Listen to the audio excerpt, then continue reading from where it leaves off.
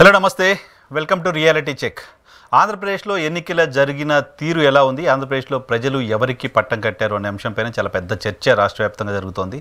So ఎన్నికలకు కౌంటింగ్కి మధ్య చాలా ఎక్కువ దూరం ఉండడంతో దీనికి సంబంధించిన లెక్కల్లో రాజకీయ పార్టీలు తలమునకబడి ఉన్నాయి.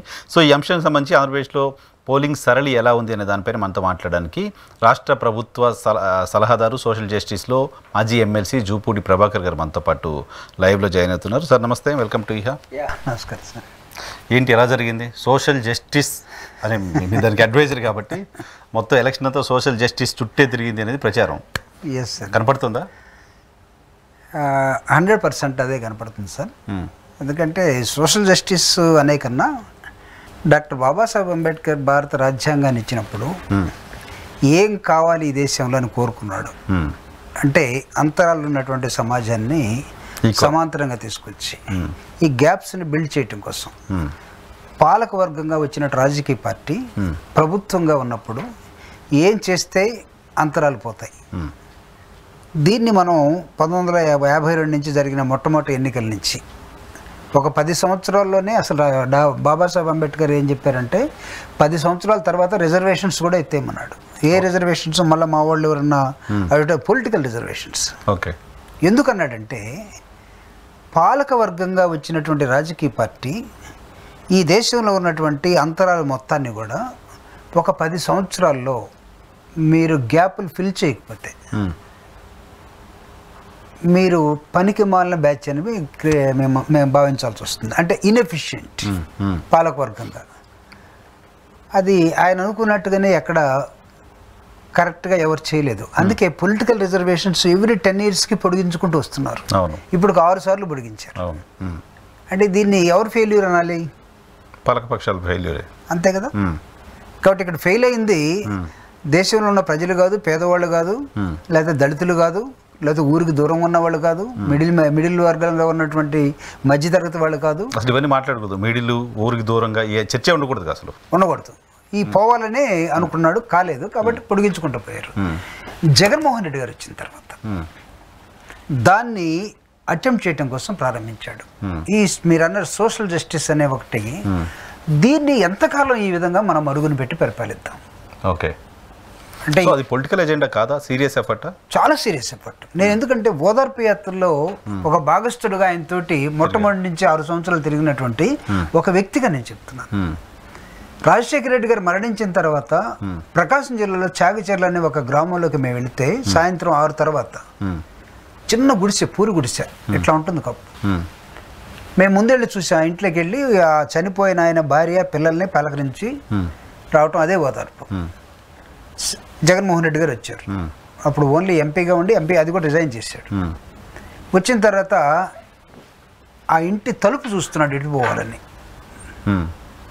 నేను చెప్పాను, మీ ఇల్లులాగా దొమ్మిరుసుకొని పోయే తలుపు గేటు అది ఇక్కడ లేవు, ద్వారబంధం ఉండదు, నాతోటి రా అని చెప్పాను. సరే పదా అన్నాడు నవ్వుకుంటూ. ఇలా కిందకి దూరి ఇలా రావాలి ఆ ఇంట్లోకి. అంటే పూరి గుడిసికి తలుపు ఏంటంటే ఇలా పోయి ఇలా రావాలి. పోయి కూర్చుంటే ఒక చిన్న పొయ్యి మీద ఒక చిన్న దబర, అది అల్యూమినియం తోటి, పక్కన ఒక 2 కుండలు, ఒక నెట్టాడి, ఆ నెట్టాడికి ఆ పక్కన ఉన్న సూర్యుకి ఒక తాడు, ఆ తాడు మీద ఆరేసుకున్న బట్టలు, ఆ పక్కన ఒక 2 ఫోటోలు, వాళ్ళ నాన్నది చనిపోయినటువంటి పెద్ద మనిషిది, రాజశేఖర రెడ్డి గారి ఫోటో. కూర్చున్నా ఇద్దరు, వాళ్ళతో మాట్లాడుతున్నాడు. ఆవిడ వాళ్ళ పిల్లలతోటి. ఏంటంటే వాళ్ళు ఏడుస్తూ చెప్తున్నారు. ఆయన ఇలా చూసుకున్నాడు, బయటకు వచ్చాడు. ఏంటన్నా జీవితం ఇదే, వాళ్ళ ఇల్లు ఇదే, వాళ్ళ జీవితం ఇదే, ఇలాంటి కుటుంబాలు, ఇలాంటి వ్యక్తులు మీ నాన్న కోసం ప్రాణం ఇచ్చారు. మనిషి తలడిల్లిపోయాడు. అసలు ఏం జరుగుతుందంటే ఆయన గోల్డెన్ స్పూన్తో పుట్టుండొచ్చు, కానీ చూస్తున్న సమాజం ఏంటంటే చాలా దారుణంగా, దరిద్రంగా ఉన్నది. దీని మార్పు కోసం నేనేం చేయాలనే ఆలోచన మానసికంగా ప్రిపేర్ అయినటువంటి వ్యక్తి. అందుకే తన 6 సంవత్సరాల ఓదార్పు యాత్ర, ఇంకొక 3 సంవత్సరాలు ప్రతిపక్షంలో ఉండి చేసినటువంటి ప్రజా సంకల్ప యాత్ర, ఆ తర్వాత 2019లో వచ్చినటువంటి ఒక్క అవకాశం ఇవ్వమంటే వచ్చినట్టు అవకాశం, ఒక్క అవకాశాన్ని ఏ విధంగా వాడాడంటే ఈ రాష్ట్రంలో అలాంటి పూరిళ్ళు ఉండటానికి వీలు లేకుండా 32 లక్షల ఇంటి స్థలం ఇచ్చి ఇల్లు కట్టించే ఒక మోడల్ కాలనీ తయారు చేయడం కోసం అతను ఆలోచన పెట్టాడు. పక్కా ఇళ్ళు అందరికి 30 లక్షల మందికి. దాని మీద అది తినేశారు ఇది తినేశారు అని చంద్రబాబు నాయుడు, నేను 14 సంవత్సరాలు ముఖ్యమంత్రిగా చేసావు, 45 సంవత్సరాలు ఇండస్ట్రీ అంటున్నావు, మీరందరూ సరిగా చేస్తుంటే జగన్మోహన్ రెడ్డి గారికి ఈ అవకాశం ఎందుకు వచ్చింది? అసలు 32 లక్షలు ఇళ్ళు ఇవ్వాల్సిన అవసరం తనకి ఎందుకు వచ్చింది? కరెక్ట్. అంటే దాని అర్థం ఏంటి? మీ ఫెయిల్యూర్ అంతా కూడా ఇక్కడ పోడ్చాల్సి వచ్చింది. జి కళ్యాణరావు గారు విప్లవ రచయిత సంఘం నాయకుడు, ఆయన ఒక అంట్రాని వసంతం అని ఒక నవల రాశాడు. అవును. ఆ నవల్లో ఆయన ఏమంటాడు, తవ్వాల్సింది చాలా ఉంది, పోడ్చాల్సింది ఇంకా ఉందని అంటాడు. పోడ్చాల్సిన బాధ్యత జగన్మోహన్ రెడ్డికి ఇచ్చారు మీరు. అదే కాదు, విద్య తీసుకోండి. విద్యలో పేదవాళ్ళందరూ కూడా గవర్నమెంట్ స్కూల్లో ఇంగ్లీష్ మీడియం లేదుగా. ఆడు ఎక్కడ చదువుకుంటాడో ఎక్కడొస్తాడో తెలియదు, తర్వాత వయసు వచ్చిన తర్వాత పొలానికి వెళ్తాడు, కూలికి వెళ్తాడు, లేదా అలా గడిచిపోతూ ఉంది. కానీ ఉన్నత వర్గాల పిల్లలందరూ కూడా నారాయణ, చైతన్య, లేకపోతే ఇంకోటి పబ్లిక్ స్కూలు, రకరకాల ఢిల్లీ పబ్లిక్ స్కూల్ వెళ్ళిపోతూ ఉన్నారు. జగన్మోహన్ రెడ్డి గారు ఇద్దరు పిల్లలు కూడా ఇంగ్లీష్ మీడియంలో చదువుకొని ఈరోజు ఫారెన్లో ఉన్నారు, లండన్ ఉన్నారు, ఇప్పుడు ఆయన పిల్లల దగ్గర ఉన్నారు. అంటే నా పిల్లలు ఇంగ్లీష్ మీడియంలో అద్భుతంగా చదువుకొని మాట్లాడుతూ ఉంటే నేను పరిపాలించే ఈ రాష్ట్రంలో వీళ్ళందరూ నా పిల్లలే కదా, వీళ్ళకి ఇంగ్లీష్ రాకపోతే ఎట్లని ఆయన భావించాడు, ఇంగ్లీష్ మీడియం పెట్టాడు. ఈ బ్యాచ్ అంతా కోర్టుకు వెళ్ళారు, అతని మీద రకరకాల ఛాలెంజ్లు చేశారు. అయ్యో తెలుగు చచ్చిపోతా ఉంది, అసలు తెలుగు చచ్చిపోతుందా? తెలుగుని కనిపెట్టాడు చచ్చిపోతాడు కానీ అన్నయ్యో తిక్కనో, లేకపోతే సూరనో, లేకపోతే శ్రీశ్రావు, లేకపోతే ఇంకో Gurajada Apparao. Language is a continuous process కదా. సమాజం ఉన్నంత వరకు నీకు నడిచేటువంటి ఒక ప్రాసెస్. వీళ్ళు ఏమైనా తెలుగు చచ్చిపోతుంది, ఇంగ్లీష్ ఉండకూడదు. ఇంగ్లీష్ నేర్చుకుంటే పేదవాడు ఇంగ్లీష్ నేర్చుకుంటే ఏ ప్రమాదం వస్తుందో, కూలివాడు దొరకడు. మన అమ్మ నాన్నల్ని ఇక్కడ వదిలేసి మన అమెరికాలో ఉంటే ముసలి వయసులో వీళ్ళని చూసేవాడు ఉన్నాడు, వీడికి ఏదో 10 రూపాయలు పడేస్తే చూస్తాడు, వీడు ఇంగ్లీష్ మీడియం చదువుకుంటే వీడు చూడలేడు కదా. సో ఇలాంటి అలిగేషన్స్ పెట్టుకొని చంద్రబాబు నాయుడు, వెంకయ్య నాయుడు, ఇంకొక నాయుడు, ఇంకో సుబ్బయ్య, ఇంకొక రెడ్డి గారు అందరూ కూడా కేసేశారు. కానీ జగన్మోహన్ రెడ్డి గారు ఈ stand by his decision, this English medium should go to the poor people. ఇక్కడ doctor Babasaheb Ambedkar English medium గురించి ఆయన కొలంబియా యూనివర్సిటీ నుంచి బయటకు వచ్చిన తర్వాత తన గ్రామస్తులతో మాట్లాడుతూ ఏం చెప్తాడంటే, you people should learn English అంటాడు అందరినీ కూర్చోబెట్టి. మాకు ఎలా వస్తుంది కష్టం కదంటే, నాకెలా వచ్చింది కష్టం కాదు, ఇది నేర్చుకోవాలి మనం. ఎందుకు నేర్చుకోవాలంటే ఇంగ్లీష్ నేర్చుకుంటే ప్రపంచాన్ని ఆలోచన అంటాడు. I'm the example. అది ఎంత బలమైందంటే ఆయన ఇంకో భాషలో ఏం చెప్తాడంటే, పులి పాలు తాగిన వాడు ఎంత శక్తివంతంగా ఉంటాడో ఇప్పుడు ఇంగ్లీష్ వచ్చినవాడు అంత శక్తివంతంగా ఉంటాడు, కనపడతాడు అంటాడు. మీరు అందుకే చూడండి, గ్రామాల్లోకి వెళ్ళి ఒక టీ బొంగు దగ్గర నిలబడి చూస్తే సాక్షి, ఈనాడు, జ్యోతి, ఆంధ్రప్రభ, దాంతోపాటు హిందూ ఉంటుంది. చాలామంది మా టీ తాగుతూ మన వాళ్ళు తెలుగు పేపర్లు చదువుతాడు. ఎవడో ఒక కుర్రోడు వస్తాడు, వాడు హిందూ పేపర్ కూర్చొని ఇలా పెట్టుకుంటాడు. వాడిని ప్రత్యేకంగా తెలుగు పేపర్ చదివే వాళ్ళందరూ ఇటు చూస్తాడు, వీడు ఏంద్రా హిందీ చదువుతూ ఇంగ్లీష్ చదువుతున్నాడు. చూడమా? ఎస్, జగన్మోహన్ రెడ్డి గారు ఇంగ్లీష్ లాంగ్వేజ్ని పేద వర్గాలకు ఇచ్చాడు.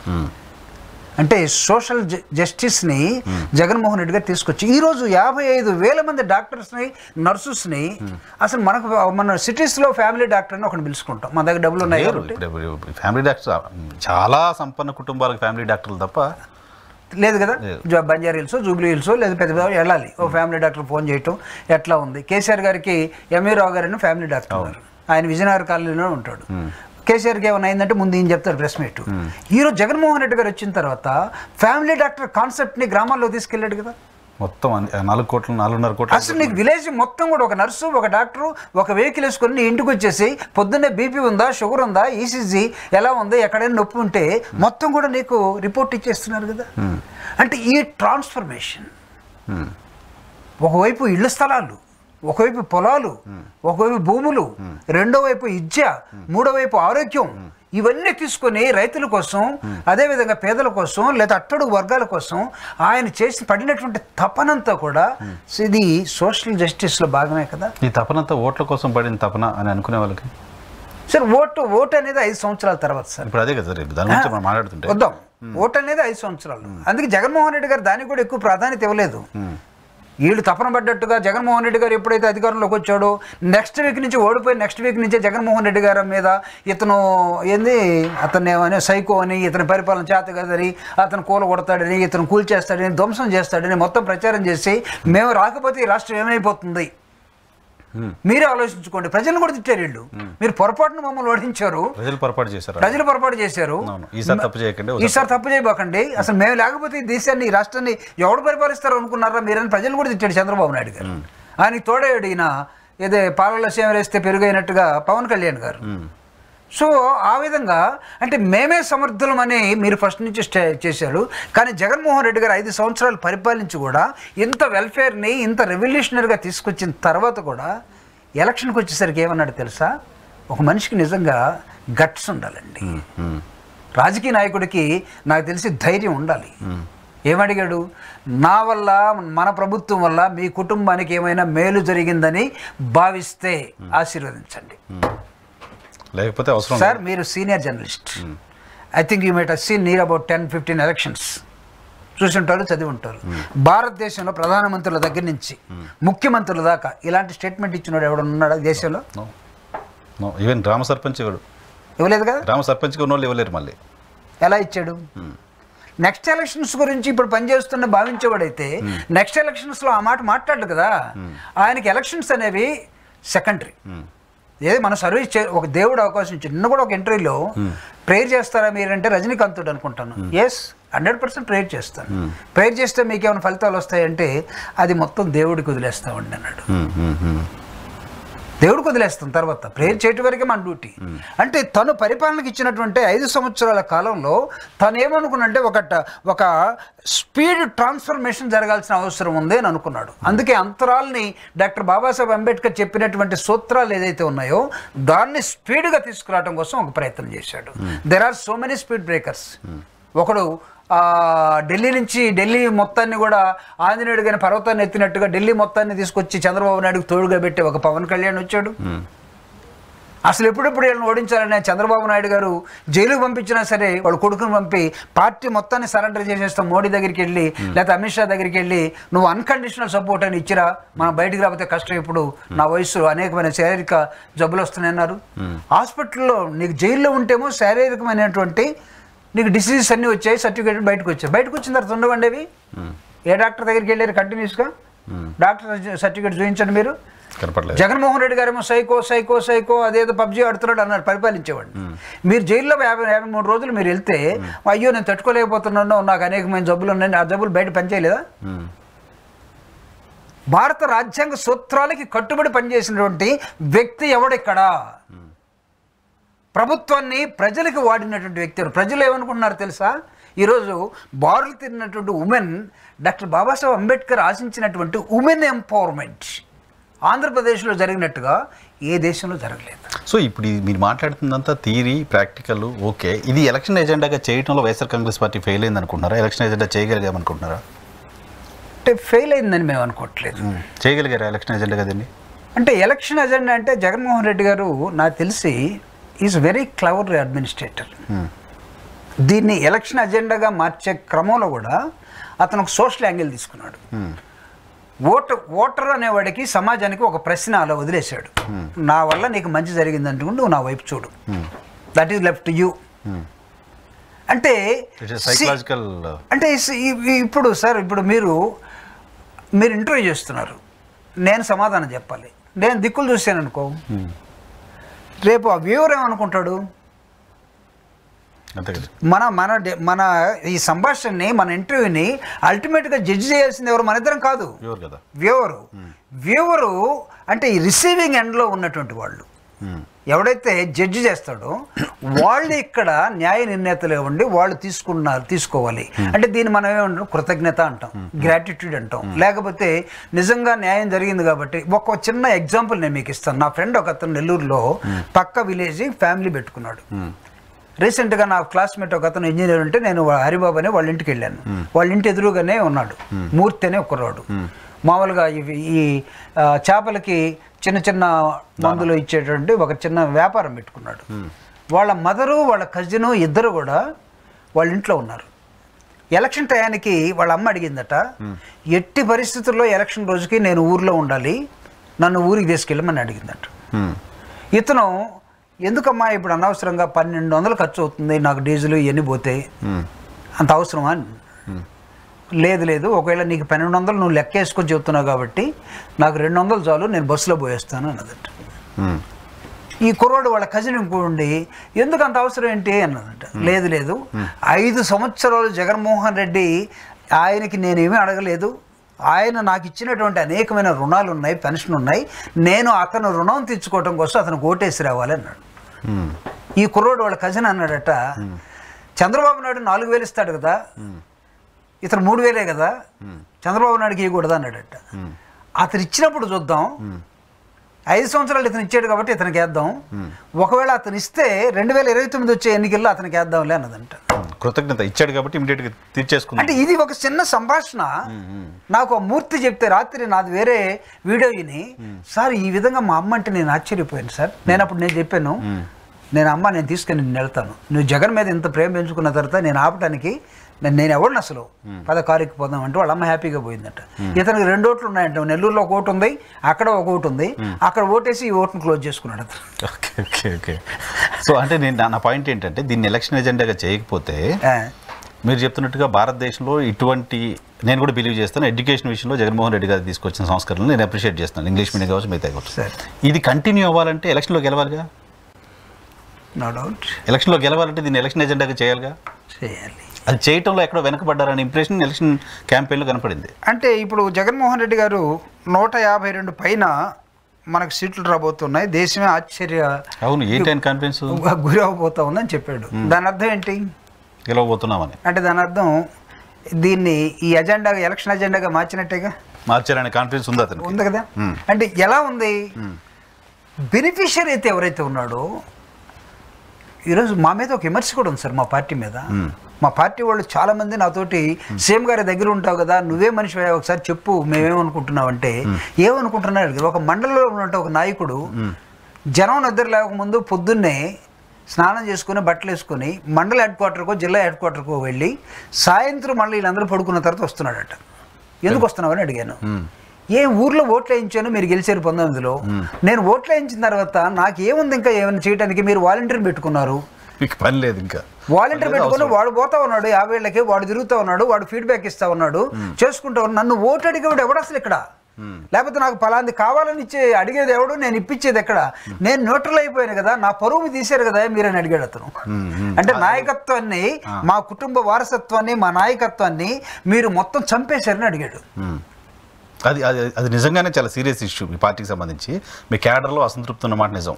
ఈవెన్ వైఎస్ఆర్ కాంగ్రెస్ పార్టీకి ఏమైనా డ్యామేజ్ జరిగితే ఆ ఇష్యూలోనే డ్యామేజ్ జరుగుతుందనే చర్చ. అంటే దాన్ని సార్ నేను ఇంకొక యాంగిల్లో చెప్తాను. ఎట్లా? ఈ విధంగా జన్మభూమి కమిటీలు చంద్రబాబు నాయుడు పెట్టుకున్నాడు. అది ఒక లెసన్, గుణపాఠం. జగన్మోహన్ రెడ్డి గారు ఈ కమిటీలు లేకుండా, ఈ నాయకత్వాన్ని ఇన్వాల్వ్ చేయకుండా మీరు ఎంతవరకు ఉండాలో అంతవరకు ఉండండి. ప్రభుత్వం ఇచ్చే దగ్గర కూడా మీ పాత్ర ఉంటే అది అనేక రూపాయలు దారుణాలకు దారితీస్తుంది. ఫర్ ఎగ్జాంపుల్ జన్మభూమి కమిటీలో ఏమైంది, ప్రతిదీ వాడు రికమెండ్ చేయాల్సింది. వాడు ఎవరికి రికమెండ్ చేస్తాడు? పొద్దున్నే అతను నిద్ర లేసే కన్నా ముందు 2 గంటలు వెళ్ళి అతని ఇంటి ముందు కాపలా కాసి, నిద్ర లేవడం దొరగారు, అయ్యగారు, ఎమ్మెల్యే గారు అని బతినాడితే నిజంగా వీడికి అవకాశం ఉందా లేదని చూసి వాడు ఇష్టమైతే చేస్తాడు, లేకపోతే లేదు. For example I tell you, నేను బీయింగ్ ఎస్సీ కార్పొరేషన్ చైర్మన్గా ఉన్నప్పుడు నా దగ్గరికి లోన్కి రావాలంటే లోకల్ నాయకుడు ఎండిఓకి చెప్తే తప్ప, నేను రికమెండ్ చేసి పంపిన కొంతమంది ఆ పార్టీలో ఉన్న ఎమ్మెల్యేలే దాన్ని రిటర్న్ పడేశారు. ఇచ్చేది మళ్ళీ ఎస్సీలకే, ఎమ్మెల్యే కూడా ఎస్సీ, నేను ఎస్సీ. కానీ ఆ ఊర్లో రెడ్డి గారు, ఆ ఊర్లో చౌదరి గారు చెప్పంది చేయలేనట్టు పరిస్థితి. వాళ్ళు ఎవరు చెప్పాలి? సో జగన్మోహన్ రెడ్డి గారు ఒక పైప్ లైన్ వేసాడు. ఈరోజు గుజరాత్కి ఒక పైప్ లైన్ పోతుంది బంగాళాఖాతం నుంచి, ఫర్ వేరియస్ రీజన్స్, మట్టిలో నుంచే పోతాయి. జగన్మోహన్ రెడ్డి గారు ఐ థింక్ ఈ prepared a pipeline to the poor home. మధ్యలో నో లీకేజెస్, మధ్యలో no middle man, no party man, అసలు ఎవడు లేడు. ఇక్కడ ఒక బటన్ నొక్కాడు, అక్కడ పంప్ అక్కడ వర్క్ చేసి. So 100% distribution, 100%.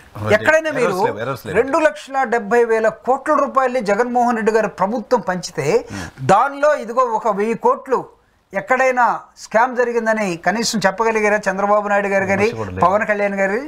లేదు కదా. అసలు ఇంత ట్రాన్స్పరెన్సీ అడ్మినిస్ట్రేషన్లో ఏ రాష్ట్రంలోనైనా ఈ దేశంలో ఎవడైనా చూపించగలిగాడా? రాజీవ్ గాంధీ గారు ఏం చెప్పారండి? చెయ్యాలనుకుంటున్నాం, ₹1 పంపిస్తే 80 పైసలు ఎటో పోతుంది, 20 పైసలు మాత్రమే బెనిఫిషియరీ చేరుకుంటుంది. ఈరోజు జగన్మోహన్ రెడ్డి గారికి ఈ లక్షలాది మంది బెనిఫిషియరీస్ ఎందుకు కాంటాక్ట్లోకి వచ్చారు? మీరేమనుకుంటున్నారు సార్? సాయంత్రం 4 గంటల తర్వాత బాటిల్ తీరి రాత్రి 12 గంటల దాకా ఉన్నటువంటి లేడీస్ని ఒక్కసారి వాళ్ళ ముఖాల్లోకి మీ కెమెరాని పంపి చూడండి, అందరూ పేదవాళ్ళే, అందరూ బెనిఫిషియరీస్, అందరూ కృతజ్ఞత ఉన్నటువంటి వాళ్ళే. గతంలో చంద్రబాబు నాయుడు గారికి ఒక బ్యాడ్ ఎక్స్పీరియన్స్ ఉంది. అదే వాళ్ళు అదే చెప్తున్నారు, పసుపు కుంకుమ ఇస్తే మొత్తం రాత్రి అంతా నిలబడి లేడీస్ అంతా ఓట్లేసారు అనుకున్నాం మేము, మాకు వేయలేదు. ఇప్పుడు జగన్మోహన్ రెడ్డి గారికి కూడా అదే జరగబోతుందని చెప్తున్నారు. అదే బ్యాడ్ ఎక్స్పీరియన్స్ నేను అంటున్నా. ఎట్లా? అప్పుడు చంద్రబాబు నాయుడు గారు సడన్గా 12,000 10,000 ఇచ్చేసాడు, పశువు కింద లెక్క తీసుకున్నారు, అప్పుడు కూడా వచ్చారు. కానీ ఆయన అడ్మినిస్ట్రేషన్ 4 సంవత్సరాలు చూసి 5వ సంవత్సరాలు ఎన్నికలకు వచ్చినప్పుడు దే డిసైడెడ్ దెమ్సెల్వ్స్ ఎవడు కోటేయాలని డిసైడ్ చేసుకున్నారు. ఇచ్చిన 10,000 తీసుకున్నారు, 12,000 తీసుకున్నారు, పసుపు కుంకుమ జగన్కి ఇచ్చి సున్నం మాత్రం ఆయనకి పెట్టారు. అది బ్యాడ్ ఎక్స్పీరియన్స్. ఇప్పుడు ఆయన ఏమనుకున్నాడంటే అదే పద్ధతిలో లేడీస్ వచ్చున్నారు, వీళ్ళందరూ కూడా జగన్ సున్నం పెట్టబోతున్నారు, నాకు ఓటు వేయబోతున్నారు అనుకుంటు. నువ్వేం చేసావు? ఓటేస్తారు చెప్పండి ఇక్కడ.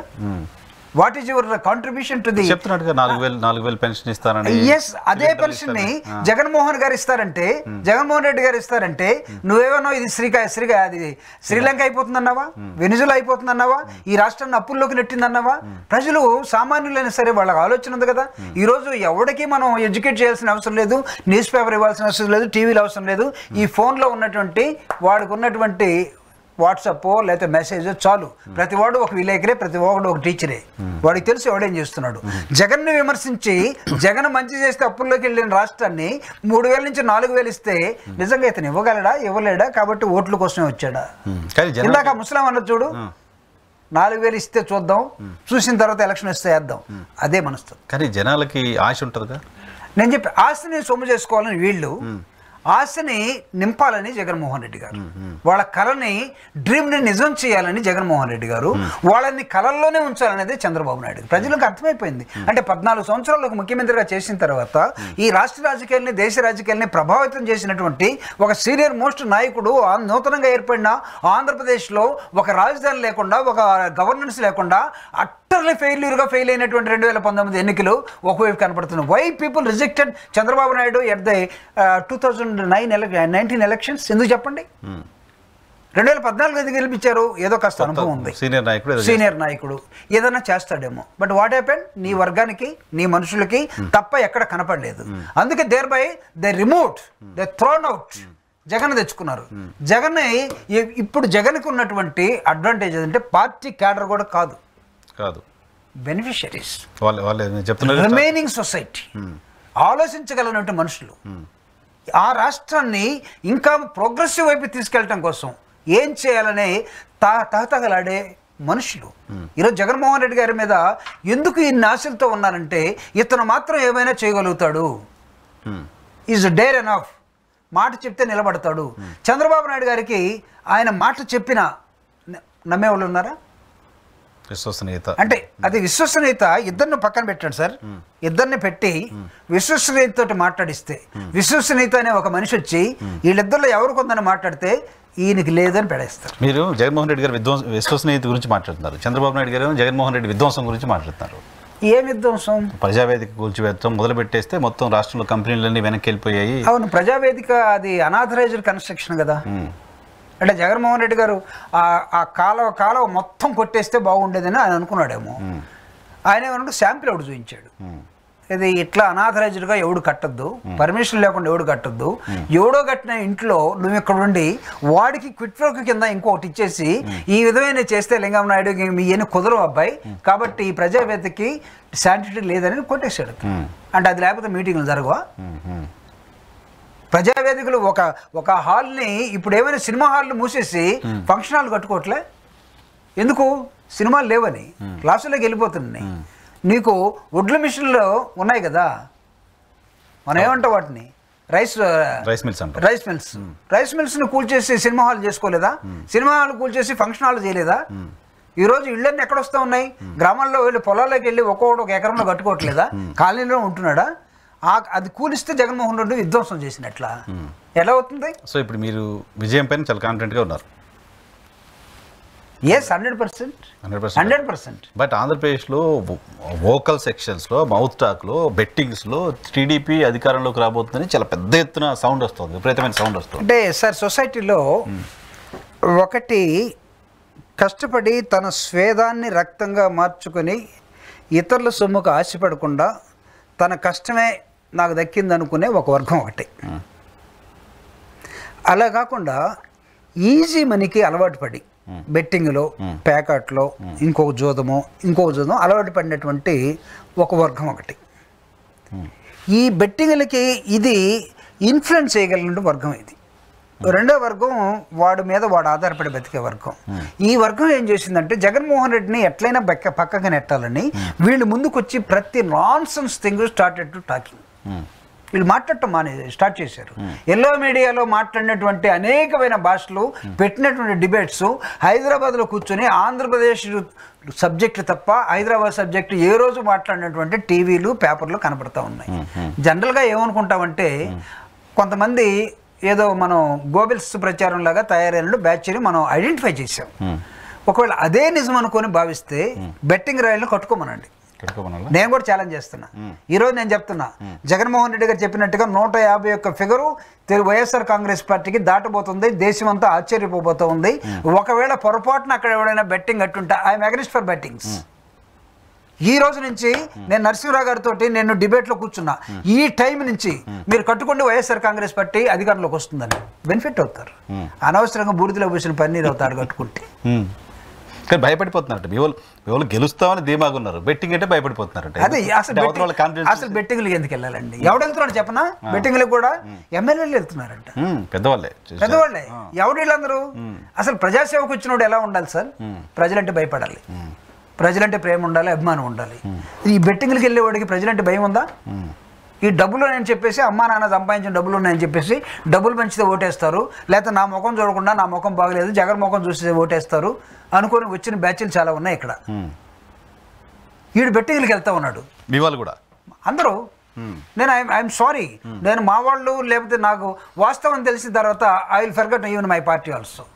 ఉన్నట్టుగానే చెప్పడం నా లక్షణం. నేను దాచుకోదలుచుకోలేదు. ఎందుకంటే పిన్నెల రామకృష్ణారెడ్డి బూత్లోకి వెళ్ళిన తర్వాత బూత్లోకి వెళ్ళొచ్చు, కానీ ఈవెన్ అతను తాగటం తప్పని చెప్పాను నేను. You should not. బట్ వెనక జరిగినటువంటి రిగ్గింగ్ కానీ, ఓటేయించకుండా లేడీస్ని, ఎస్సీలని, ఎస్టీలని నివారించిన విధానం కానీ, వాళ్ళు పెట్టిన శాపనార్థాలు కానీ అవన్నీ విన్న తర్వాత కారం ఉప్పు తిన్నవాడైతే, ఉప్పు కారం తిన్నవాడైతే ఖచ్చితంగా దాన్ని తాగుతాడు. ఎందుకంటే నాకు పడాల్సిన ఓట్లని రిగ్గింగ్ ద్వారా ఒక వర్గం నిలబడి తెలుగుదేశం వాళ్ళందరూ వైఎస్ఆర్ కాంగ్రెస్ పార్టీ వాళ్ళు మొత్తం కొట్టి అవతల పడేసి వాడు మొత్తం వేసేసుకుంటే నేను చూస్తూ ఉండే పిరికి పంద అనుకుని అతను దాన్ని టచ్ చేసి ఉండొచ్చు. మీరు లోపలికి వెళ్ళినప్పుడు చూడండి, తెలుగుదేశం అతను లుంగి కట్టుకొని అతని మీదకి ఫైటింగ్కి వెళ్ళాడు, కానీ వైఎస్ఆర్ కాంగ్రెస్ పార్టీ ఏజెంట్ ఎక్కడక్కడ లేరు. ఏమయ్యాడు అంటే వాడు ముందే తరిమేశారుగా, కనపడలేదుగా మనకి దాళ్ళు చూస్తే. అంటే దాని అర్థం ఏంటి? పిన్నెల రామకృష్ణ రెడ్డి రైట్ కదా, మనుషులు ఎవరు లేరు అక్కడ క్లియర్గా ఎస్టాబ్లిష్ అవుతుంది కదా. అంటే మీరు ఒక రౌడీని తీసుకొచ్చేసి మర్డర్లు తీసుకొచ్చామని చెప్పేసి నాకు అపోనెంట్గా పెట్టేసి వాడు ఏది చెప్తా చేయండి అని పోలీసులు అందరూ సహకరిస్తే కంటెస్టెడ్ క్యాండిడేట్ ఏం కావాలి? ఆ మాత్రం కోపం ఉండదా? అది కూడా తప్పే. ఎలక్షన్ కమిషన్ చాలా చక్కగా చెప్పింది, ఎలక్షన్ అయిపోయింది 6 గంటలకి మేనా గారు ప్రెస్ మీట్ పెట్టి చెప్పేశారు sir, election is over. There are incidents, sensitive incidents ఒక 11 చోట్ల జరిగినాయి. ఈవీఎంలను టచ్ చేశారు కానీ రీపోలింగ్ జరగలేదు. అవసరం కూడా లేదు, అడిగారు కానీ అవసరం లేదు. ఎందుకు? దాన్ని టచ్ చేస్తేనే ఉంది, చిప్ బాగానే ఉంది, స్లిప్ బాగానే ఉంది. ఎందుకు? ఏమైనా కావచ్చు. టచ్ చేసిన పర్పస్ ఏంటి? రిగ్గింగ్ చేశారు కదా. రిగ్ చేసిన డేటా దాంట్లో ఉన్నప్పుడు అంటే నువ్వు రిగ్గింగ్ ని యాక్సెప్ట్ చేయలేనప్పుడు రిగ్గింగ్ ని యాక్సెప్ట్ చేస్తే రీపోలింగ్ జరగాలి. వాళ్ళు రిగ్గింగ్ ని పెద్దగా లైన్ లో తీసుకోలేదు, సో ఇతన్ని మాత్రమే ఇతను చేసిన తప్పు అన్నారు. కాబట్టి ఇక్కడ ఏమవుతుందంటే మైనస్ ఇంటూ మైనస్ ప్లస్ అవుతుంది. కొన్నిసార్లు ప్లస్ మైనస్ అవుతుంది. అంటే దాన్ని రూల్ అవుట్ చేసినప్పుడు దీన్ని కూడా రూల్ అవుట్ చేయాలి. అందుకని ఆయన ఏం చేశాడంటే చిన్న చిన్న ఘటనలు అక్కడక్కడ జరుగుతూ ఉంటాయి. అది రిగ్గింగ్ అనుకుంటే స్మాల్ అయి ఉండాలి. ఒకళ్ళు ఈవీఎం పగిలిపోయి ఉంటే పగిలింది కాదు, ఓన్లీ అట్ట మాత్రం ఇరిగింది, లోపలంతా మిషన్ బాగానే ఉంది కాబట్టి ఇక్కడ ఏమీ లేదని చెప్పేసి డేటా ఉంది అంటారు. డేటా రిగ్ చేసిన డేటా అనేది డేటా టెంపర్ అంటే దాన్ని ఒకవేళ దీన్ని మాత్రమే పట్టుకుంటే మిగతా 10 పట్టుకోవాలి. అది కూడా పట్టుకోవాలి. అది ఇప్పుడు లైన్లోకి వస్తుంది. ఇవన్నీ ఎప్పుడు జరిగినాయి? ఎన్నికలు అయిపోయిన 9వ రోజుకి బయటకు వచ్చినాయి. ఎట్లా బయటకు వచ్చింది? ఈ మధ్యలో ఎవడో ఒకడు ఉంటాడు, అది డిఫరెంట్ స్టోరీ. ఇక్కడ వద్దాం మనం, డిఫరెంట్ స్టోరీ. ఆ తప్పు జరిగితే అంటే తప్పు అని జరిగింది చెప్పడం కోసం నేనేం చేశానంటే even though he belongs to our party, okay, we're here to condemn, no doubt about. నేను చెప్పాను మేనా గారు ఇచ్చిన సాక్ష్యం ప్రకారం అతను అరెస్ట్ చేయడానికి కూడా వీల్లేదు, బెయిల్ ఇవ్వచ్చు. వీణా గారు సాక్ష్యం ఇలా బయట నుంచి వచ్చింది. వీణా గారు మా వీడియో మాది కాదు, ఎవరు ఇచ్చారని చెప్తున్నారు. అంటే వీడియో కాదు, ఆయన ముందు ప్రెస్ మీట్ పెట్టి ఎలక్షన్స్ అన్ని బాగానే జరిగాయి అంటే 82% పోలింగ్ ఈ రాష్ట్రంలో ఎప్పుడైనా జరిగిందా సార్? ఫస్ట్ టైం కదా. అంటే దానికి మీనా గారు ఎంత కష్టపడి ఉండాలి? ఆల్ కలెక్టర్స్ ని అతను అవేర్నెస్. మీనా గారి పైన కంప్లైంట్స్ ఉన్నాయి. మీనా గారి పైన కంప్లైంట్స్ ఏంటంటే ఇప్పుడు ఈవీఎం పగలగొట్టారు, డేటా ఉంది, సరే డేటా ఉంది కాబట్టి అవసరం లేదని చెప్తున్నారు. బట్ వీవీప్యాట్లో ఉన్న స్లిప్లు కింద పడిపోయినాయి సార్. స్లిప్లు ఎక్కడెక్కడ పడిపోయినప్పుడు ఆ బ్యాలెట్లో ఆ ఈవీఎంలో ఏమన్నా డౌట్ ఉంది అని ఎవరైనా అభ్యర్థి కంప్లైంట్ చేస్తే ఏం చేస్తాం మనం? వీవీప్యాట్లు లెక్క పెడతాం. వీవీప్యాట్లన్నీ అక్కడ పోలింగ్ బూత్లో పడిపోయి ఉన్నాయి. అక్కడ కూడా రీపోలింగ్ జరపకపోతే ఎట్లా? అది అంటే రీపోలింగ్ డెసిషన్ చేయాలా వద్దనేది ఆ రోజు అయిపోయింది సార్. ఆయన డిక్లేర్ చేసేంత వరకు రీపోలింగ్ అవసరం లేదు, రీకౌంటింగ్ అవసరం లేదు, లేకపోతే రీకౌంటింగ్ కాదు, రిగ్గింగ్ జరిగిందని చెప్పిన దాన్ని కూడా కన్సిడర్ చేయట్లేదు, అయిపోయిందని చెప్పారు. అంటే 9 రోజుల తర్వాత వెలుగులోకి వచ్చినట్టు ఒక అంశాన్ని గురించి మనం ఇప్పుడు చర్చిస్తున్నాం. తర్వాత మిగతా 10 కూడా లైన్లోకి వస్తాయి. ఒకళ్ళు ఏం చేయాలో ఏంటనేది మీరు చెప్పిన కంప్లైంట్స్ 9 days తర్వాత ఎస్టాబ్లిష్ అయిపోతూ వస్తున్నాయి. కానీ ఎలక్షన్ టైంలో 82% of the voters participated in the franchising their vote. అంటే ఎలక్షన్ కమిషన్ ఓటర్స్ని ఎడ్యుకేట్ చేయడం కోసం కలెక్టర్ని ఎలా ఆజ్ఞాపించుంటుంది. ఫర్ ఎగ్జాంపుల్ దినేష్ కుమార్ గారు మా ప్రకాశం జిల్లా కలెక్టర్.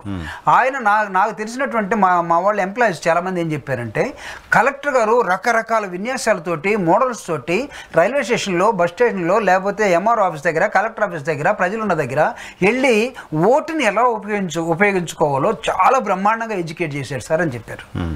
అంటే నీకు ఆ ఎడ్యుకేషన్ అక్కడి నుంచి జరిగింది.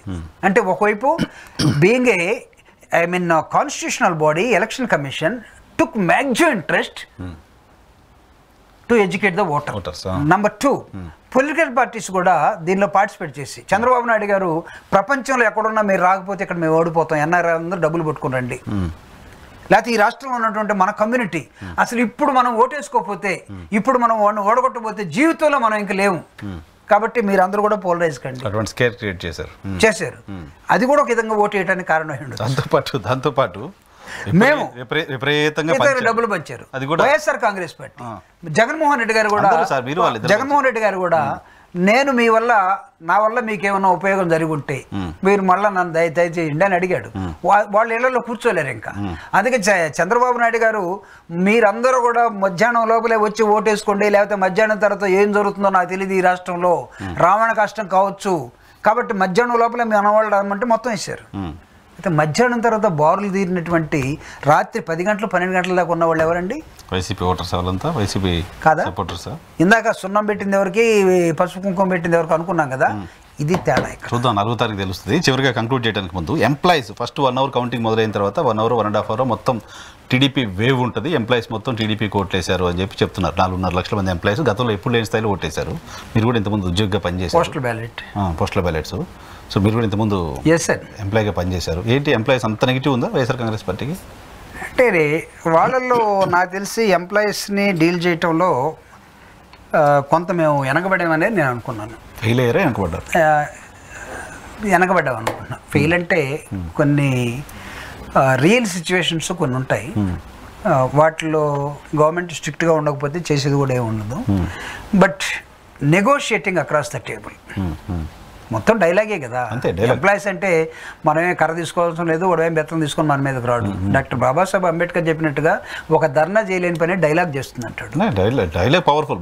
అంతే కదా. ఎంప్లాయీస్ తోటి వాళ్ళ శాలరీ పెంచాలి, వాళ్ళకి డిఏ కావాలి, వాడి ప్రమోషన్ రావాలి, వాడికి ట్రాన్స్ఫర్ కావాలి, ఇవే కదా వాళ్ళు.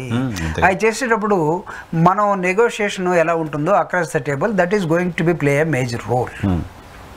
అక్కడ నేనేమనుకుంటున్నానంటే కొంత ఫెయిల్ అయ్యి ఉండొచ్చు. దానివల్ల వాళ్ళు మా మీద నెగటివిటీ పెంచుకొని ఉండొచ్చు కొంతమంది. బట్ రిమెంబర్ వన్ థింగ్, వాళ్ళ ఎంప్లాయీస్ కూడా అనేక విధాలుగా విడిపోయి ఉన్నటువంటి గ్రూపులు. కొన్ని సంఘాలు మీకు సపోర్ట్ చేసిన ఎంప్లాయీస్లో వైఎస్ఆర్ కాంగ్రెస్ పార్టీ అభిమానులు ఉన్నారు. ఎంప్లాయీస్లో నిజంగా అవును జగన్మోహన్ రెడ్డి గారు ఏం చెప్పారు, పొద్దున్నే 9 గంటలకు వెళ్ళి 5 గంటల దాకా ఆఫీస్లో ఉండి ఫొటోస్ తీసుకున్నా ఏం తీసుకున్నా మనం పనిచేసి రావాలి కదా. పనికి వెళ్లకుండా మనం ఆఫీస్కి వెళ్ళి స్కూల్కి వెళ్ళి మళ్ళీ వెనక్కి వచ్చి మన రియల్ ఎస్టేట్లోనో ఎమ్మెల్యే చుట్టూరు తిరిగి మళ్ళీ సాయంత్రం పూట మళ్ళీ పోవాలంటే, మళ్ళీ ఫేస్ రీడింగ్ ఇవ్వాలంటే ఇంత కష్టం ఎవరు పడతారంటే లక్షల రూపాయలు శాలరీ తీసుకుంటున్నాం కదా. నో హీఈస్ కరెక్ట్ అని చెప్పి భావించేవాళ్ళు కూడా ఉన్నారు. సో నెగటివిటీ కొంత ఉన్నా సరే నేను అనుకోవటం ఆ నెగటివిటీ కూడా మాకు రావాల్సినట్టు ఒక 10% వాళ్ళకి పోయి ఉండొచ్చు. 10% అంతకన్నా ఎక్కువ పోయి ఉండకపోవచ్చు. అంతే, అంతకన్నా ఎక్కువ ఉండదు. ఎందుకంటే మీకు 2014లో టీడీపీ గెలిచినప్పుడు 5 లక్షల ఓట్ల తేడాతో గెలిచింది. 5 లక్షల ఓట్లు ఎంప్లాయీస్ ఓట్లు ఉన్నాయి. ఇప్పుడు 5 లక్షల ఓట్లు ఎంప్లాయీస్ చేసిన బ్యాలెట్లే కాదు, వాళ్ళ కుటుంబ సభ్యులు కూడా వైసీపీకి అగైనెస్ట్గా ఓటేశారు. 10 లక్షల ఓట్లు మాకున్నాయి, మేము గెలిచిపోతాం తెలుగుదేశం పార్టీ. అంటే నేను అనుకోవటం ఎంప్లాయీస్ ఆ ఎంప్లాయీతో పాటు ఎంప్లాయీ కుటుంబం మొత్తం కూడా అంత బ్రెయిన్గా ఉంటుందని నేనైతే అనుకోను. అదే ఫ్యామిలీ అంతా ఐ డోంట్ థింక్. ఓటు అని వచ్చేసరికి ఎవరి ఇండివిజువాలిటీ వాటి. భర్తకి చెప్పొచ్చు ఏమండి మీరు చెప్పినట్టే వేస్తానండి అనొచ్చు, లోపలికి వెళ్ళి తన ఇష్టం వచ్చినట్టు. సో భర్తను పక్కన పెట్టి జగన్మోహన్ రెడ్డి గారికి ఓటేసి అంత గొప్ప అడ్మినిస్ట్రేషన్. ఇందాక నేను చెప్పినటువంటి ఒక సన్ అండ్ మదర్ స్టోరీ చెప్పాను కదా. మా మూర్తి గారు వాళ్ళ అమ్మ సొంత అమ్మే కదా, ఏవరా నా కోసం 1200 ఖర్చు పెట్టాను, నీకు ఇబ్బందిగా ఉంటే 200 ఇవరా నేను బస్సు పోయేస్తానన్నది. డైరెక్ట్గా చెప్పేసింది. ఎందుకమ్మా అంటే నేను జగన్ ఓటేసి రావాలి, 5 సంవత్సరాలు మీరు ఎవరే ఉందో నాకు ఆయన ఇచ్చాడని చెప్పింది. అంటే ఇది మనకు లైవ్ ఎగ్జాంపుల్ కదా. సో ఇక్కడ ఎంప్లాయీస్ పిల్లలు భార్యలు మొత్తం ఎంప్లాయీ చెప్పినట్టు వింటారు అనుకుంటే వీడికి సరిగ్గా ఇంటికి వస్తే అన్నమే బెటరు.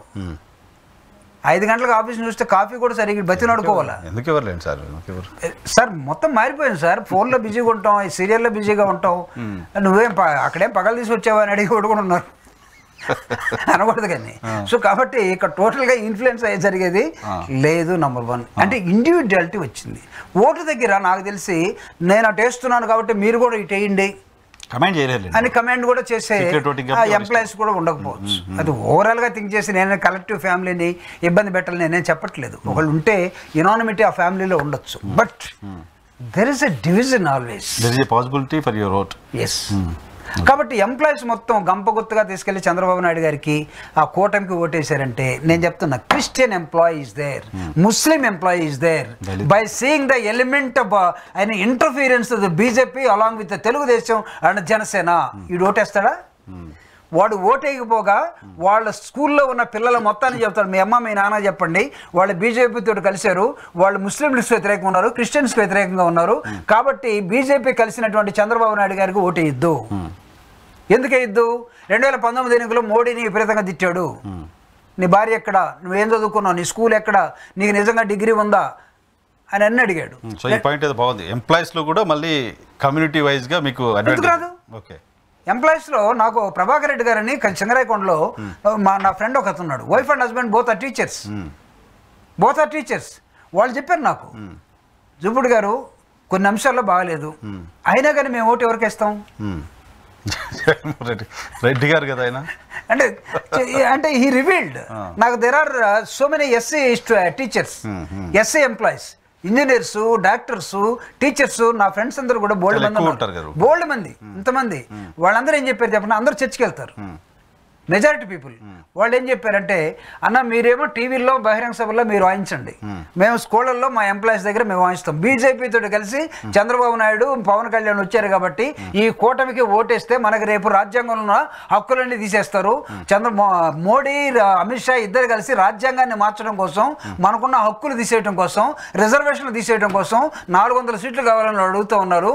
మోడీ వస్తే ప్రమాదం, చంద్రబాబు నాయుడు వాడితో కలిసాడు కాబట్టి అసలు ఈ కూటమికి ఓటేసే అవకాశమే లేదు. ఈ క్యాంపెయిన్ జరిగిందా? బ్రహ్మాండంగా జరిగింది. సో ఇంట్రెస్టింగ్, ఎందుకంటే ఆ క్యాంపెయిన్ నేనే ఎక్కువ చేశాను. ఓకే చూద్దాం. ఆ క్యాంపెయిన్ జరుగుంటే ఆ మొదటి గంట ఫలితాలు కూడా చాలా ఆసక్తికరంగా ఇంట్రెస్టింగ్గానే ఉండొచ్చు. అంటే వీళ్ళు ఎట్లా భావిస్తారు సార్? వాళ్ళు ముగ్గురు కలిసిన కమ్మ, ఐఎమ్ సారీ క్యాస్ట్ మాట్లాడుతున్నా, ఆంధ్రప్రదేశ్ రాజకీయాలు క్యాస్ట్ కమ్మ, నాయుడుస్, వీళ్ళతో ఉన్నటువంటి కొంత బూర్జువా పెట్టి బూర్జువా సెక్షన్ భూస్వామ్య వర్గాలు కానీ లేకపోతే కొంతమంది, అంతే కదా. చంద్రబాబు నాయుడు గారికి నిట్ట నిలువున సమాజాన్ని చీల్చి దళితులను చీల్చి ఎంత చండాలంగా ఆటాడాలనుకున్నా అతని వైపు కూటమి వైపు నిలబడే వర్గాలు ఎవరంటే కమ్మాసు పోలరైజేషన్ అయితే ఒకటి, పవన్ కళ్యాణ్ ద్వారా నాయుడుస్ కానీ కాపులు కానీ వచ్చుంటే వాళ్ళు ఒకటి, ఇంకా మిగతా న్యూట్రల్స్ ఎవరన్నా మేధావులు అనుకునే వాళ్ళు, తెలుగు వాడితే తెలుగు తీసేస్తే తెలుగు చచ్చిపోతుంది అనుకుని భావించే వెంకయ్య నాయుడు గారు, మీ పార్టీ దృష్టిలో పెత్తందారులు, వీళ్ళందరూ పెత్తందారులు. ఓకే, జగన్మోహన్ రెడ్డి గారు ఒక్కడే కదా, వీళ్ళు ముగ్గురు కలిస్తే 3 కనపడుతున్నాయి. జగన్మోహన్ రెడ్డి గారు ఒక్కళ్ళే, ఆయన వెనకాల Reddys by virtue of his community. Reddys ఈ రాష్ట్రంలో, ఇఫ్ ఐఎమ్ నాట్ కరెక్ట్, నేను ఎక్కడో ఒక టీవీలో మాట్లాడుతూ కొద్దిగా చిన్న మిస్టేక్ చెప్పాను, there are near about 23 lakhs of voters in the state Reddys. Kammas 18 లక్షలు, నేను కొద్దిగా రివర్స్ చెప్పినట్టున్నాను. 23 లక్షల ఓటర్స్ ఉన్నటువంటి రెడ్డిస్ జగన్ వైపు నిలబడ్డారు. 34 లక్షల ఓటర్స్ ఉన్నటువంటి మాలాసు 90% జగన్ వైపు నిలబడ్డారు. 25 లక్షలు ఉన్నటువంటి 24-25 లక్షలు ఉన్నటువంటి మాదిగాస్ జగన్ వైపు నిలబడ్డారు. మాలా మాదిగా పుట్టుకుదారు 34-24 అంటే దాదాపు 58-60 లక్షలు. 60 లక్షలు ఉన్నటువంటి మాలలో మాదిగులు దళిత్స్ జగన్ వైపు ఉన్నారు, కన్సాలిడేట్. 18 లక్షలు ఉన్నటువంటి యాదవస్ జగన్ వైపు ఉన్నారు. 14 లక్షలు ఉన్నటువంటి ముస్లిమ్స్ జగన్ వైపు ఉన్నారు. 16 లక్షలు ఉన్నటువంటి ఎస్టీస్ జగన్ వైపు ఉన్నారు. మీరు బీసీలని 50-50 వేసుకోండి, 50-50 వేసుకోండి. సో ఈ మైనారిటీ వర్గాలు ఇన్ని సెక్షన్స్ జగన్ వైపు నిలబడి, ఇవన్నీ కాకుండా ప్రతి ఇంట్లో ఉన్నటువంటి ఉమెన్ లబ్ధిదారులుగా ఉన్నటువంటి ఉమెన్ జగన్ వైపు ఉన్నారు. ఉమెన్ చేతికి డబ్బు వచ్చింది, పవర్ వచ్చింది. ఉమెన్ ఓటర్స్ మగవాళ్ళ కన్నా ఎక్కువ అండి. 4.5 కోట్ల ఓటర్స్ కనపడతా ఉంటే దాదాపు దానిలో సగం పైన లేడీస్ ఉన్నారు. లేడీస్ మొత్తం కూడా ఎటువైపు వేశారు? జగన్ వైపు వేశారు. అంటే మీరు ఇప్పుడు చెప్పండి, ఈ కూటమికి ఎంతమంది ఉన్నారు? జగన్ ఒక్కడికి ఎంత కూటమి, ఎంత నీకు హిమాలయ పర్వతాల్లాగా ఒక వాలు ఇక్కడ నిలబడింది. సెక్షన్స్ ఉన్నాయి. మీరిద్దరు కలిపితే కాపులు ఈ రాష్ట్రంలో 26 లక్షల మంది ఓటర్స్, కమ్మాస్ ఈ రాష్ట్రంలో 18 లక్షల మంది. ఇంకా నువ్వు ఎక్స్పర్ట్స్ అనుకో, లేకపోతే ఇంటలెక్చువల్స్ అనుకో, న్యూట్రల్స్ అనుకో, వీళ్ళందరూ కలిపితే ఇంకొక 20 లక్షలు ఉంటారేమో. నీ కెపాసిటీ ఇది. జగన్మోహన్ రెడ్డి గారి కెపాసిటీ ఎస్సీలు కలిపితేనే 60 లక్షలు, వాళ్ళకి రెడ్డిస్ని కలిపితే ఇంకొక 24 లక్షలు, వాళ్ళకి ముస్లిమ్స్ని కలిపితే వాళ్ళకి 18 లక్షలు, వాళ్ళకి నువ్వు ఎస్టీస్ని కలిపితే 14 లక్షలు, వాళ్ళకి నువ్వు ఇంకొక బ్రాహ్మణ్ సెక్షన్ కలిపితే అదొక 18 lakhs, యాదవాస్ ఒక 18 lakhs. ఈ విధంగా పోతే కమ్యూనిటీ వైడ్ వీళ్ళందరూ ఇక్కడ ఉన్నారు. మీ లెక్కలు బాగానే ఉన్నాయి చూడడానికి. అయితే జగన్మోహన్ రెడ్డి గారి నంబర్ కి దగ్గరగా ఉన్నాయి. మీరు చెప్పిన లెక్కలన్నీ పోలరైజ్ అవుతాయి. 4వ తారీఖు చూద్దాం. ఆయన పరిపాలనలో కూడా మీరు ఇందాక ఒక మాట చెప్పారు, పేదల పక్షాన్ని నేను, పెత్తందారుల పక్షాన వాళ్ళు. మీకు ఎవరు కావాలో తెలుసుకోండి, అదే కదా చేసింది. ఎవరు కావాలో తెలుసుకోండి. ఈ పేదలందరూ సాయంత్రం పూట వచ్చి బారులు తిరిగి ఓటేసిన వాళ్ళందరూ కూడా ఈ వర్గాలకు సంబంధించిన వాళ్ళండి, పెత్తందారులు కాదు. పెత్తందారులు అయిపోయారు, మధ్యాహ్నానికి అయిపోయారు. చిన్న నంబరే కదా, వెరీ వెరీ స్మాల్ నంబర్. ఒకవేళ వేస్తే పవన్ ఫ్యాన్స్ అన్ని కులాల్లో ఎవరైనా ఉంటే ఓట్లు లేని వాళ్ళు ఎక్కువ ఉంటారు కదా, మధ్యాహ్నం ఓటు వచ్చి ఉంటే వాళ్ళు వచ్చేసి ఉండాలి. అంతెందుకు, మీరు పిఠాపురంలో వంగా గీతం తీసుకోండి, గెలుస్తారా? వంగా గీత గోయింగ్ టు విన్.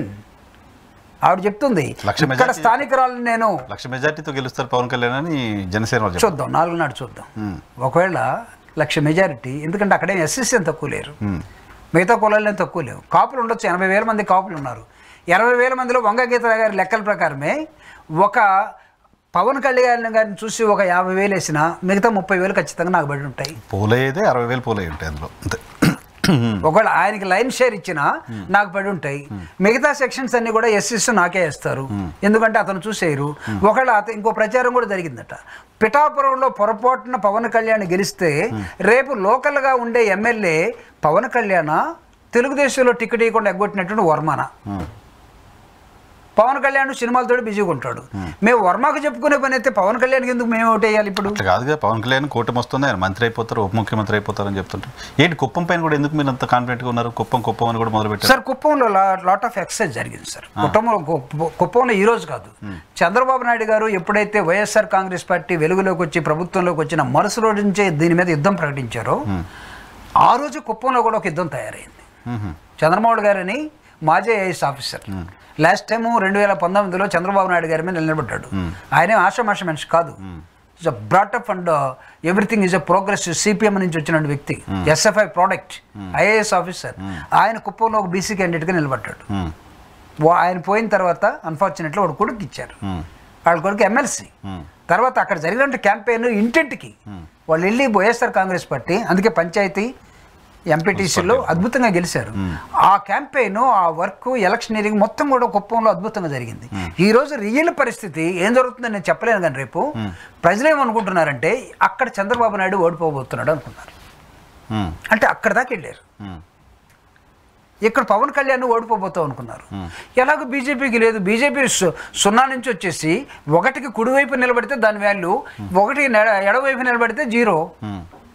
బీజేపీ వాళ్ళు మీరు చూసారా, మోడీ ఫస్ట్ స్పీచెస్ చిలకలూరుపేటలో జరిగిన స్పీచ్లో జగన్ పెద్దగా ఏమనలేదు, కాంగ్రెస్ వాళ్ళని మాత్రమే తిట్టాడు.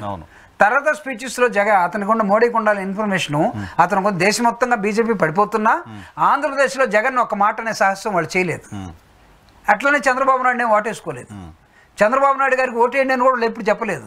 కావాలంటే పవన్నే కాస్త అలా ఇలా పొగిడి వెళ్ళిపోయారు. ఎందుకంటే ఈయన మీడియేటర్గా, మంచి బ్రోకర్గా, ఐ మీన్ నేను industrial language defence language wrong word కాదు. ఎందుకంటే మనకి స్టాక్ మార్కెట్లో కానీ లేకపోతే నిన్న ఇక్కడ ఒక యాడ్ చూశాను, ది బిగ్గెస్ట్ బ్రోకర్ ఇన్ క్రికెట్లోనే ఎక్కడో ఎవరో చెప్తారు ఆ పదం వచ్చింది. రాజకీయంలో మళ్ళీ వాళ్ళు ఏమనుకుంటారంటే నా మీద కోపం రావచ్చు, ఈడేంద్ర మా వాడిని బ్రోకర్ అనుకుంటున్నారని. కానీ ఆయన మంచి పని చేశాడు. పవన్ కళ్యాణ్ చివరికి ఒకటి సాధించాడండి. రేపు గెలుస్తాడో, ప్రభుత్వంలోకి వస్తాడో, లేకపోతే ఒక కూటమి గెలుస్తుందో నాకు తెలియదు, కానీ బీజేపీని తీసుకొచ్చి తెలుగుదేశం తోటి అంటించడంలో మాత్రం ఆయన సక్సెస్ అయ్యాడు.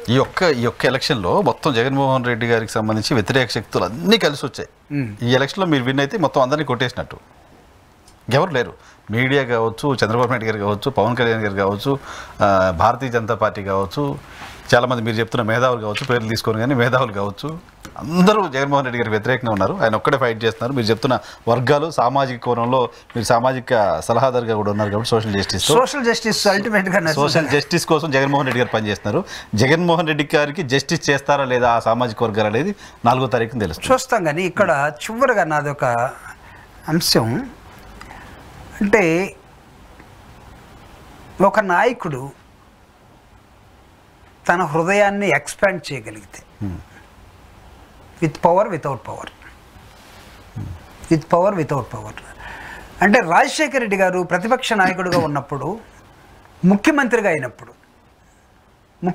అయిన తర్వాత రాజశేఖర రెడ్డి గారు నాకు తెలిసి ఒక పార్టీ అని చూడలేదు, ఒక వర్గం అని చూడలేదు, ఒక కులం అని చూడలేదు. ఈవెన్ నోముల నర్సయ్య గారు కూడా కమ్యూనిస్ట్ ఎమ్మెల్యేగా ఉండి సిపిఎం తరఫున రాజశేఖర రెడ్డి గారి ద్వారా ఏం కావాలో వాళ్ళ నియోజకవర్గానికి అన్ని చేయించుకున్నారు. సీఎంఆర్ఎఫ్లు అపోజిషన్ పార్టీస్ డైరెక్ట్గా వెళ్ళి ఎమ్మెల్యేలు వెళ్ళి చేయించుకున్నారు మొత్తం. అంటే ఆయన సొసైటీ పట్ల తన హృదయాన్ని ఎక్స్పాండ్ చేశాడు. ఆయన కన్నా నేను ఒక అడుగు ముందుకేస్తానని చెప్పినాడు జగన్మోహన్ రెడ్డి గారు. ప్రభుత్వం మొత్తాన్ని తీసుకొచ్చి మీ ముందు పెట్టేశాడు, ఇంటికి తీసుకెళ్ళి పర్సన్ మీ గుమ్మం దగ్గరికి. ఆర్టీసీలో ఒక స్లోగన్ ఉంది, our services are at your doorstep అని ఒకటి పెట్టుకున్నారు. నువ్వు బ్యాంక్ వెళ్తే ఒక బోర్డు కనపడుతుంది, కస్టమర్ ఇస్ మై గాడ్ అంటాడు. అంటే కస్టమర్ని మెట్ల దగ్గర పెట్టి తర్వాత మేనేజర్ బిజీగా ఉన్న చెప్పే రోజులు పోయినాయి. వాడిని పిలవంటారా బాబు, వాడు ఉంటేనే మనకి అకౌంట్ తెరిస్తేనే మన డబ్బులు, మన జీతాలు అనే దశలోకి వచ్చేసాం. రాజకీయ నాయకుడు జగన్మోహన్ రెడ్డి గారు ఏం చేశాడంటే ప్రభుత్వం మొత్తాన్ని మీ ఇంటి దగ్గరికి పంపించాడు. ఇంటి దగ్గరికి సూర్యుడి కన్నా ముందు వచ్చినటువంటి వాలంటీర్ కనపడతా ఉన్నాడు. ఎందుకు వాలంటీర్ని మొత్తాన్ని ఎలక్షన్ నుంచి తప్పిస్తే ముసలి వాళ్ళు, కుంటి వాళ్ళు, గుడ్డి వాళ్ళు, నడవలేని వాళ్ళు వీళ్ళందరూ కూడా చంద్రబాబు నాయుడు మీద ఎందుకు తిరగబడ్డారు? ఎక్కడికి వెళ్ళాడు మా వాలంటరీ? నేను పోయి తెచ్చుకునే కాడికి నేను ఎట్లా పోగలను? నా కళ్ళు కనపట్టలేదు. ఆ విధంగా 43 డిగ్రీల సెంటీగ్రేడ్లో వాళ్ళు బ్యాంకుల దగ్గరకో లేకపోతే అక్కడ ఆఫీస్కి వెళ్తే 43 మంది చనిపోయారు కదా. ఆ 43 మంది చావుకు కారణం ఎవరు? వాలంటీర్ ఉంటే చనిపోయాడు కాదు కదా. అసలు పెన్షనర్స్కి పెరిగినటువంటి ఆత్మ గౌరవం ఆ టైంలో 3,000 రూపాయలు ఇంటికి తీసుకొచ్చి ముసలావిడికో ముసలాయనికో ఇస్తూ ఉంటే అప్పుడు దాకా పట్టించుకున్నటువంటి కొడుకు, అప్పుడు దాకా పట్టించుకున్నటువంటి కోడలు ఇద్దరు వచ్చి వాలంటీర్ వచ్చే లోపల అత్తనో మామనో కూర్చోబెట్టి హాయిగా తలదూవి బట్టలేసి అతను ఫోటో తీసుకుంటాడని వాళ్ళతో పాటు ఆ కుర్రోడి కాఫీ ఇచ్చి వాళ్ళ అత్తమ్మ కాఫీ తాగు, అయ్యా మా కోడలు కాఫీ ఇస్తుంది, అయ్యా ఈ ఫోటో ఇస్తుంది రేపు ఇవ్వదని చెప్పలేదుగా. డబ్బులు ఇస్తున్నారు కాబట్టి. అంటే ఆ రోజుకైనా సరే ఆత్మగౌరవాన్ని పెంచినటువంటి విధానం వాళ్ళు చూసుకొని ఒక వాలంటరీ లేకపోతే అంత బాధపడిపోయారే, రేపు జగన్మోహన్ రెడ్డి గారు లేకపోతే ఎంత బాధపడతారు? ఓకే, చూద్దాం రిజల్ట్ ఎలా ఉంటుందో చూద్దాం. Thank you very much Prabhakar గారు మా కోసం సమయం కేటాయించి స్టూడియోకి వచ్చినందుకు. ఇది జూపూడి ప్రభాకర్ గారితో స్పెషల్ రియాలిటీ చెక్. రేపు షోలో మళ్ళీ కలుద్దాం. చూస్తూనే ఉండి.